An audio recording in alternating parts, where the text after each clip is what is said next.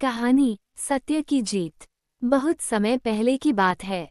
एक छोटे से गांव में रामू नाम का एक गरीब किसान रहता था। रामू दिन रात खेतों में मेहनत करता, परंतु जमीन बंजर होने के कारण उसे बहुत कम फसल मिलती। फिर भी वह हमेशा ईमानदारी और सच्चाई के रास्ते पर चलता था। एक अनोखी खोज। एक दिन रामू खेत की खुदाई कर रहा था, तभी उसे जमीन के अंदर कुछ कठोर वस्तु महसूस हुई। जब उसने और गहराई से खोदा तो देखा कि वहां एक भारी भरकम लोहे का संदूक था। उसने संदूक को बाहर निकाला और खोला तो उसकी आंखें आश्चर्य से फैल गईं। संदूक सोने और चांदी के सिक्कों से भरा हुआ था। रामू कुछ पल के लिए सोच में पड़ गया। अगर मैं ये धन रख लूं तो मेरी सारी समस्याएं दूर हो जाएंगी, उसने सोचा।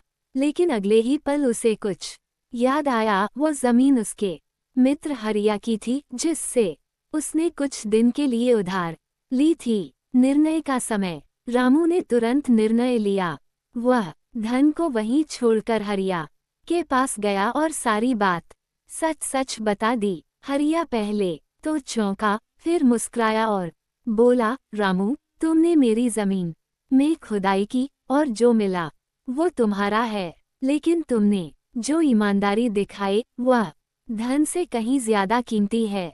हरिया ने वह संदूक रामू को सौंप दिया, लेकिन रामू ने भी अपनी महानता दिखाई और कहा, चलो इस धन को आपस में बांट लेते हैं, आधा तुम्हारा आधा मेरा। दोनों ने उस धन से अपने गांव में एक स्कूल और एक कुआं बनवाया ताकि सबकी भलाई हो। कहानी से सीख। इस कहानी से हमें ये सीख मिलती है कि ईमानदारी और सत्य का रास्ता कठिन हो सकता है, लेकिन अंत में वही सच्ची जीत दिलाता है। धन संपत्ति तो आनी जानी है, पर चरित्र और नैतिकता सदा साथ रहती है।